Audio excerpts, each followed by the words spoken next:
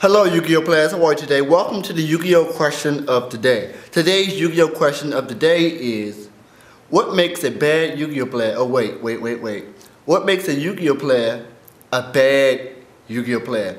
I have a couple of shout outs for you today. Their links are up there in the annotation. So just click on that channel, look at their channel, see if you like their videos. If you do, click subscribe. Now, what brings me to this question? Well, because people, when I give tips, people come to my channel and say, dude, you're not qualified to give tips, which is the dumbest thing I ever heard. How can you be qualified to give Yu-Gi-Oh tips? How can you be qualified? Now, some of you guys may say, I'm a bad player because I didn't win a YCS. That's another stupid thing. Like, think about that. So you're saying everyone who did not win a YCS are bad players. And the person who comment, I gotta think to myself, like, dude, did you win a YCS? Are you the good player? Those things get on my nerves.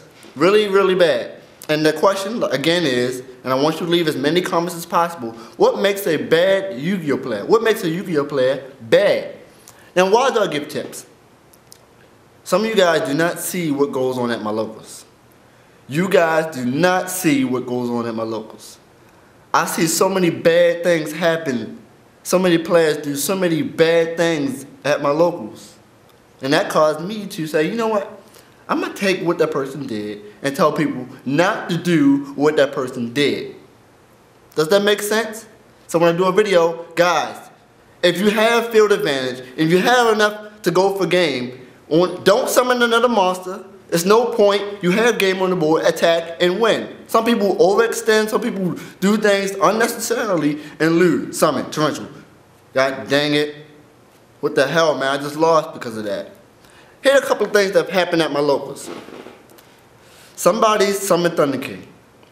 Other person activates Call of the Haunted. Person says, oh, negate Call of the Haunted with Thunder King. No, Thunder King does not say negate spell or trap that summons monsters. It says negate the summon of a monster. Okay? If you negate the summon of a monster, you have to negate the monster that summons itself. Inherent summons. Okay? If Thunder King said negate the summon of the monster in the card or effect that summons a monster, okay.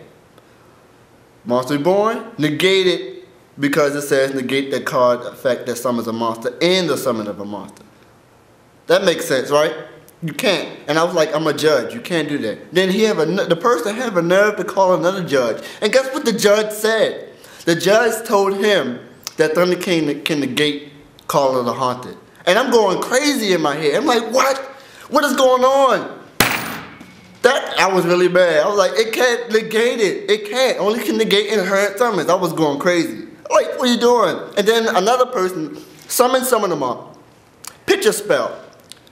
Okay? And special summon Rescue Rabbit from his deck. And I'm like, dude, you can't do that. It clearly says on the card, you cannot summon Rescue Rabbit from your deck. It says it. You can't do it. And a lot of people have been making play mistakes. I was in a match and I had Doom Caliber on the field. Guy summons Red Eyes Darkness Metals. Activates Red Eyes Darkness Metals effect. I'm like, dude, negate it. He's like, oh, I made a play mistake. Yes, you didn't look at the field. I have Doom Caliber Knight. It was clearly right there. And a lot of people said I was trolling people, but I wasn't. You can't do that. And that's why I get mad when people tell me, when I give tips on my channel about how to become a good player, and they try to tell me that I'm bad. I'm telling you not to do the things that these people that I see do on a daily basis. That makes sense? What makes a bad Yu-Gi-Oh player? That's the question of the day. And there's one more thing that have happened. I was playing this dude.